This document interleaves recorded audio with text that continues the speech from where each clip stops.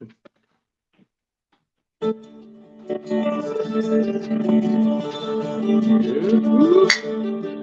a running, boys. Don't you hear the noise? Like the thunder in the sky. It's good. Rolls along from the sons of Nebraska. Now it's coming near with a rise and cheer. That'll sweep all foes away. So with all our vim, we're about to win.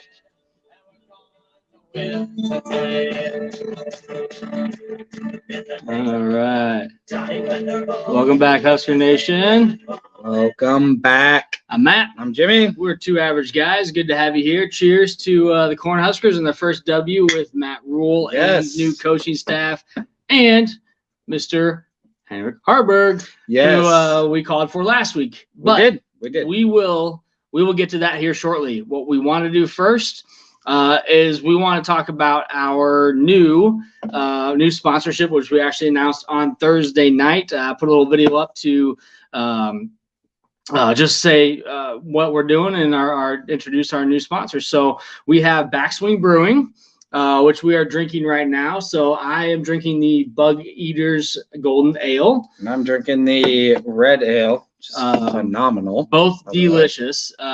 So want to thank Backswing Brewing. So I actually reached out to them on Monday this last week, and we actually had people last week saying, hey, you should reach out to a brewery and get a beer sponsorship with you guys enjoying the beer on the show. So we did. And they were awesome. Pretty quick turnaround. So we were able to meet with TJ. Yes, TJ's phenomenal. Yeah, so we were able to meet up with him. Loved it. Meet up with him, and we were able to get him and his team to say, yeah, we'll go ahead and work with you guys and do some promoting. So a lot to come. We're going to actually meet with them again on Tuesday this week to get they some have 12 beers on tap. Yep, they got 12 beers on tap. Yeah, so the brewery's beers. actually in Lincoln. They have a tap room down there, which I think he said was pretty small. You can only fit like 35 people in there. The tap room over in Eagle Run is huge, and it is phenomenal. They have TV. I mean, it's like a sports bar. There's TVs everywhere. They were doing trivia when we met with them. I mean, it's just a cool place. Go check it out. They do a lot of fun stuff during the week as well. And then obviously for your Husker games, they'll be available for people to join in and come and watch. So we will plan on doing a couple shows there as well at the tap room. And yeah, we're gonna do some cool stuff for sure. Get to hang out with some friends. People can come by and hang out with us and get to meet us, and should be a lot of fun. You liked that, didn't you? So should be a good time. Very, very excited for this partnership. Really is going to be fun. Looking forward to probably a tailgate down at a Husker game as well. Yeah, we talked about a lot of cool things. Yeah, so. And we'll have the beer there with us during that tailgate. So again, very excited for this sponsorship and this partnership with Backswing Brewing. Again, very, very, very good beer. I know their IPA is delicious. The two that I've had have been phenomenal. So, but here on the show, obviously for Husker reasons, at this time we're going to be featuring the Bug Eater Ale and the Red Ale, and then we'll figure out things from there. So again, very excited to be here. Very excited to have you guys on the show. Joining us. Also want to give another thank you just real quick to the Killigans for allowing us to have use their song here on our show. Yeah, if you don't like that song, you're not a Husker fan. So. Yeah, the Cornhusker song, and they play at the games now. It's a lot of fun. So we enjoy the song, and it was very nice of them to let us use the song for the show. So again, welcome back, everybody. We're going to go ahead and hop right in, and we do have our giveaway today with Backswing Brewing as well. So I do have a gift card to give away. Check them out, dude. We will do that at the end of the show. All right, so we're gonna go ahead and talk about the Huskers now. So first we got dub. Tim and Jason here. Tim, I don't know if I want to meet you, so I don't know. We'll see. Just kidding. Met you, bro. Jason, offensive line is bad. Now Haarberg's job to lose. At least it better be. So here's the thing about the offensive line. We've actually talked them up quite a bit. I wouldn't say up quite a bit, but we've been more impressed with the offensive line than we have been in years past. Than we have been, especially recently where they've struggled. Only thing I had heard about Northern Illinois, aside from looking at the scores of their games, was that they had a good D-line. And I think they did have a good D-line. Yeah. I mean, obviously they did. They got after us. They beat Boston College in overtime week 1, and Boston College went toe-to-toe with number 3 Florida State, and probably should have, they should have been tied at least because I won't even get into it. But they lost to an FCS team last week, Southern Illinois. Yeah. So I wasn't really sure what to expect just with that high and low. They had a good defensive line. We were able to run the ball, I think, consistently more in the second half. Probably warmed down a little bit. Yep. But they were able to get to Haarberg, in the first half. Obviously, the second drive when they downed us at the 5, and I text you, why are we catching punts inside the 5? And then they get a fumble on the first play after that. But that's business as usual again. And so I was actually on the way back from a golf trip during the game. So I listened to it on the radio, and when they said, he catches the ball at the 4 and tries to make some room, I turned to my dad. I said, why are we doing the same things on special teams we've been doing for years with different coaching staff? Different coaching staff. How do you tell a guy and different players? Again, we said 10-yard line. If it is over your head, let it go. If they pin you inside the 10, that's a great punt. If it's inside the 5, you definitely don't catch that ball. Just let it go. If they pin you inside the 5, like we did to them, we pin them at the 1. If they pin you inside the 5, kudos. But do not catch that ball. Yep. So again, I think some things to work on there still drives me absolutely insane. And then we got to kick out of bounds too. But again, special teams. Bushini had a better game. He punted well. He punted much better. But other than special teams too, we had them backed up into the end zone. The guy was standing at the back of the end zone to punt. Why are we not rushing the punter? I don't care. That was that was kind of the discussion at a family event. And I was at my wife's. The guy dropped the ball, and it took him like 3 seconds to pick it up. How do we not have, if that was us, that guy would have gotten blown up. Were we playing like a return defense trying to play field position game? I don't know. Somebody has to get in on that. Yeah. That should have been safety. Well, it should. And we scored a touchdown on that drive, I believe. Yep. So it's fine. But how?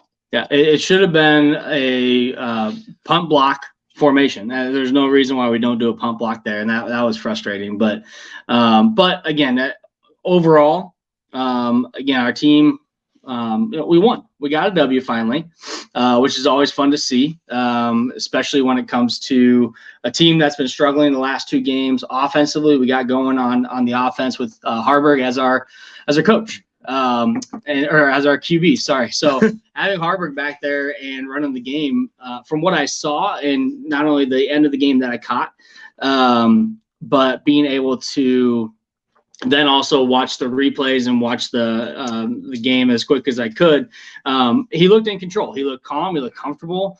He also mentioned, you know what, I'm not your prototypical quarterback. I'm bigger. I'm stronger. I got size. He was lower in his shoulder. For sure. He's going to use it.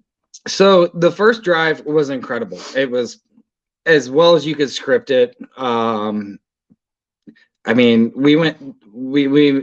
went 3 and out. Our defense is very stout. They went 3 and out. We got the ball at the 45, I think. And it was Haarberg run. Haarberg had a good throw. Yep. Then we ran option. He ran for he threw for a touchdown on that first drive. It was just wow, we look so much different. Like everybody and their brother was saying, never Sims again. But he also had 2 really good passes. He had a great pass to Marcus Washington, another pass to Billy Kemp for the touchdown. Yeah, that pass to Washington was really good. He really threaded the needle. He put it a little bit on his backside, but still in a safe place to where Washington was able to pull it in. So that was amazing. It was the best start you could ask for. A 3 and out, and then a touchdown drive like that with a backup quarterback. Mm-hmm. It was perfect. And then we stalled out on offense after that. The defense was through the roof. good. I mean, the only reason that they got those 3 points was because we fumbled at the 5-yard line. And that wasn't Haarberg's fault. We had a guy pull. It was Ben Hart. We had a guy pull and left an opening, and they crashed into him, and he fumbled the ball. Whatever. I mean, they scored 8 points later, whatever. That was at the end of the game when we had, what, 4th stringers in maybe? Mm-hmm. I mean, there were guys in the game that I've never even heard of. I didn't even know their numbers, which is fine. But, yeah, that defense is so good, and we just need to figure it out a little bit with Haarberg. First drive, like I said, amazing. And then it took a minute to get him going. Yeah. Well, and, Jason, you mentioned you here, and Aaron, you asked about Haarberg versus Sims.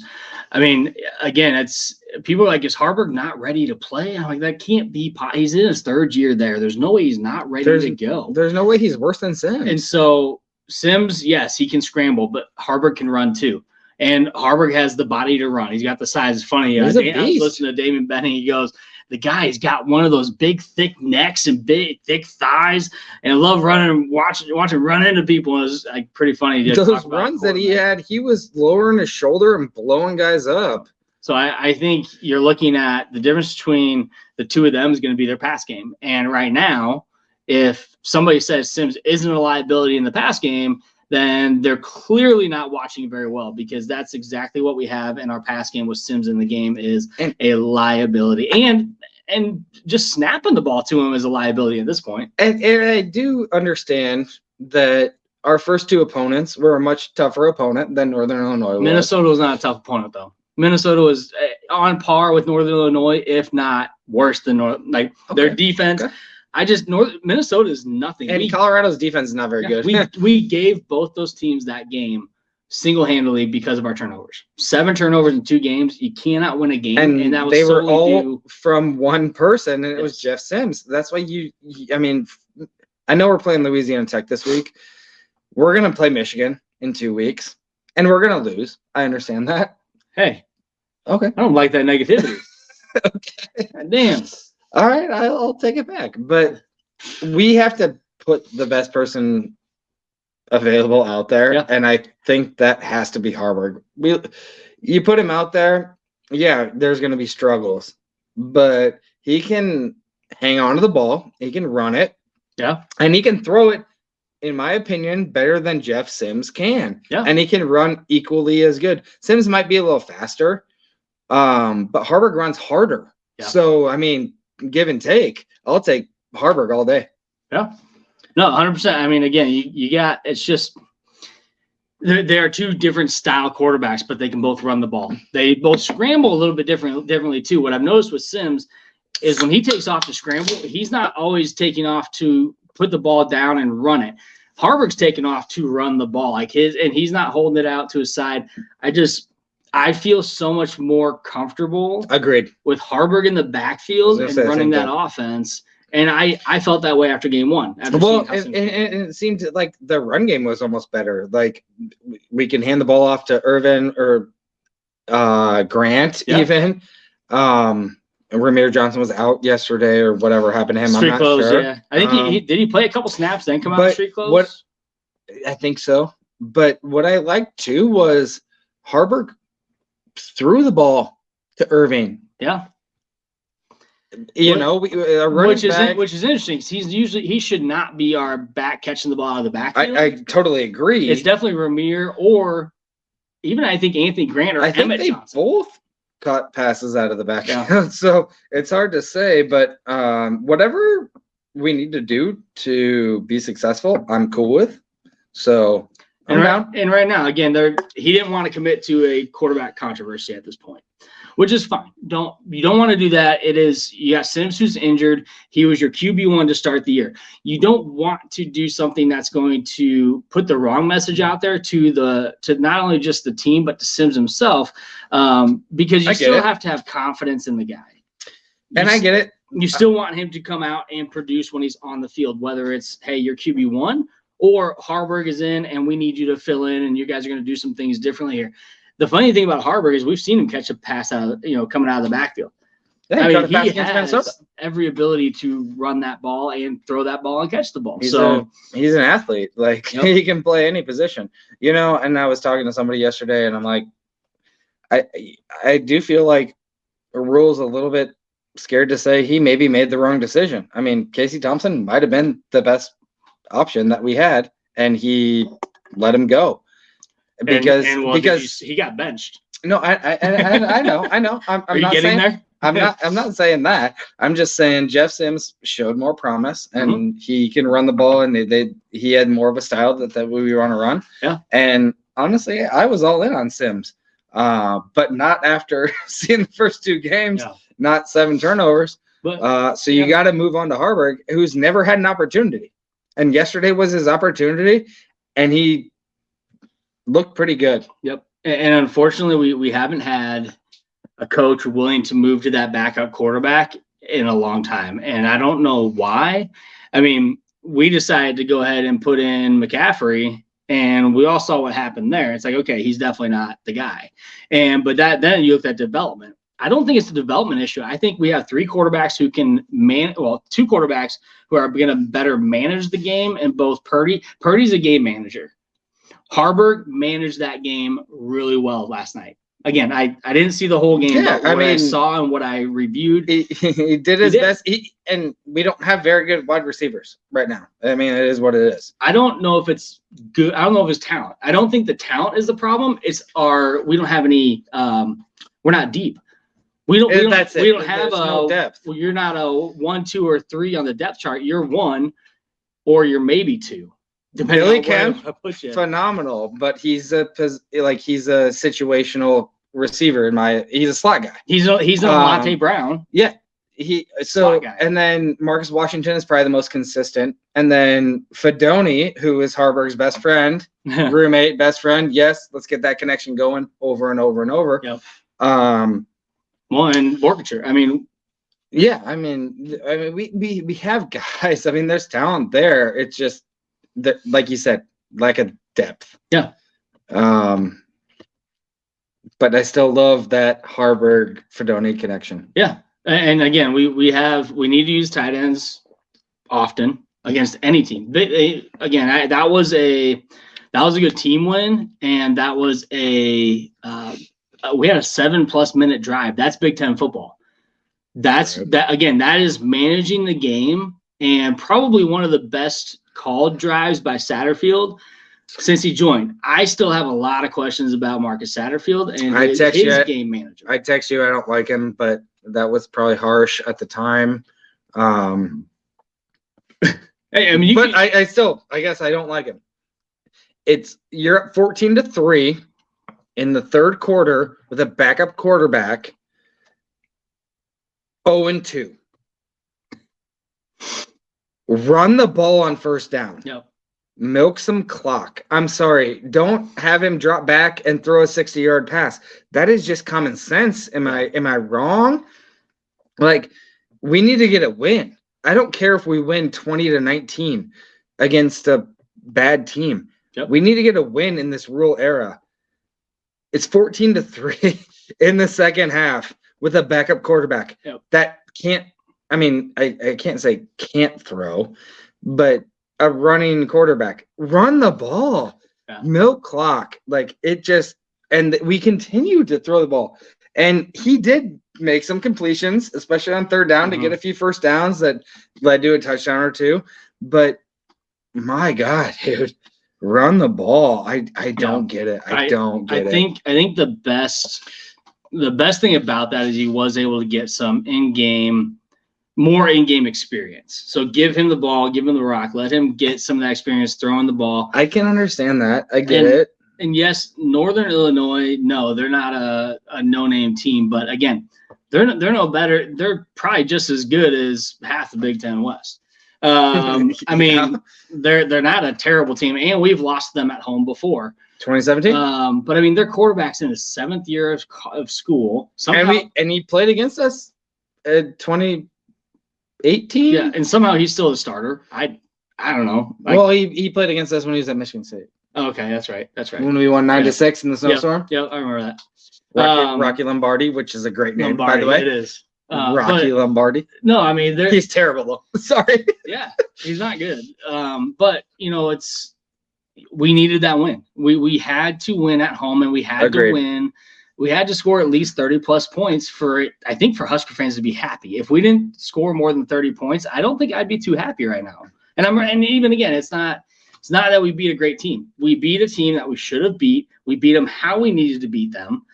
I don't care that they're a no-name team. We still have a lot of games to look forward to, and we control how next week goes, and we control how Michigan goes, and every game after that. It's just we have to do what we can to win those games, and if that means putting Haarberg in, it means putting Haarberg in. And that's what I'm saying. Like, obviously, they're trying to get guys plays, experience, whatever. But in a game like Michigan 2 weeks, if the score is 7-3, like, we got to run clock to try to limit opportunities and slow it down as much as we can. And that's going to be our best chance to win. Yeah. So, and we're, we need the win option. Aaron, I would love to see the option. We ran the option. The first play that we ran on offense was an option. The plays that work, it might work once, and then we try to do it again back to back. We don't mix it up. We don't have, again, the offense coordinator. We don't have a lot of things going on that are creative, and we didn't need to get so creative yesterday against Northern Illinois. We didn't need to. So I think I'm okay with that, but at the same time, I think we have two quarterbacks who can run the option. I'm not as comfortable with Purdy running the option, but we have two quarterbacks who we know can. We need to do it. I want to see it, but that is something you need to continue to practice and practice hard in practice. Yeah. That is something you need to perfect. You cannot screw up the option, because if you do, the ball's on the ground and that's a turnover. Like, you cannot screw up the option. Cheers, Mike. We'll be seeing you here in a couple of weeks. Yes. Hope you'll be looking good. So again, it's a win we should have had. Let's talk about the defense, though. Man, I mean, insane. I don't care who you're playing. To have them, they're under 100 yards. Until I think the last drive where they scored. And we had nobody in there. I mean, sorry, those fellows we have backup guys. Played. I'm good that they got some experience. That Quentin Newsom interception, I thought was an interception, but I'll keep that to myself. Why? Why keep it to yourself? No, they reviewed it, sort of, and at first look, it looked like his right foot was out of bounds. His left foot was definitely in bounds. Yeah. But then a few plays later that we got an interception from Omar Brown. Gosh, he's really good. Like, everybody's good. The back end is so strong. They can't even throw the ball, but they can't throw the ball because our front end is so good. Yep. They get so much pressure on the quarterback, and when they don't, it's typically because we're back in protection and they have nowhere to go. Yeah. So a quarterback like Rocky Lombardi, he can't run. No. He tried to run one time and it was like 2 yards, and then the one time he fell backwards. Yeah. Yeah. That tells you anything. That's all you need to know. No, well, that's the thing. Like, our defense is stout. Again, we talked about at the beginning of the year before the season started. So good. How many people were worried about our defense? And we talked about how we were more worried about the offense. Mm-hmm. We were more worried about the offense because we didn't know what we were going to get with Sims. Our offensive line was in question. We weren't worried about the defense, and they're showing why. I think this is the first time, Frost started handing out those black shirts before the season started. And I'm still not a fan of it. We did it again this year, but guess what? They've lived up to that potential. Yep. And earned every bit of that. And I think that's jersey. Probably why Rhule did it, because he probably wouldn't have done it if they didn't deserve it. Mm-hmm. And I know he had said they did their scrimmages, and he was like, I'm really frustrated with the offense. But I really liked what I saw from the defense. And to me, that said, our defense is really good. Yeah. And I thought our offense would be better than we are. But to me, that was like, wow, our defense is really good. Guess what? And so did he. He probably thought he'd see more from Sims than what he saw. I agree. Yeah, practices. I mean, yeah, for sure. Especially with like Kemp out there, and Gabe Irvin went from Gabe Irvin to the Hulk. Yeah, I thought we'd be so much better on offense. Anthony Grant had a great game. Dude, he is so fast. He is probably our best running back. I love Gabe Irvin. Yes. But Anthony Grant is probably on paper the #1 running back. He had 1 fumble and got crucified for it, and it cost us the game. It cost us that Minnesota game. Oh. But Sims has 7, and it doesn't matter. Like, what? That doesn't make any sense. Anthony Grant, again, I didn't see the whole game, but he looked phenomenal. The guy's got speed. He can make cuts. He can hit holes. The guy he's fast. He's very, very talented. He's your home run guy. Gabe Irvin is your pound the rock guy that's going to blow some guys up and wear the defense down. I think Ramir and Grant are on the same level. Ramir's stupid fast, too. Both those guys. Yeah. I think Grant might be a little more shifty than Ramir, but again, I still think we have so much more to see from Ramir that we haven't seen yet. And our running back room is phenomenal. We have to learn to use them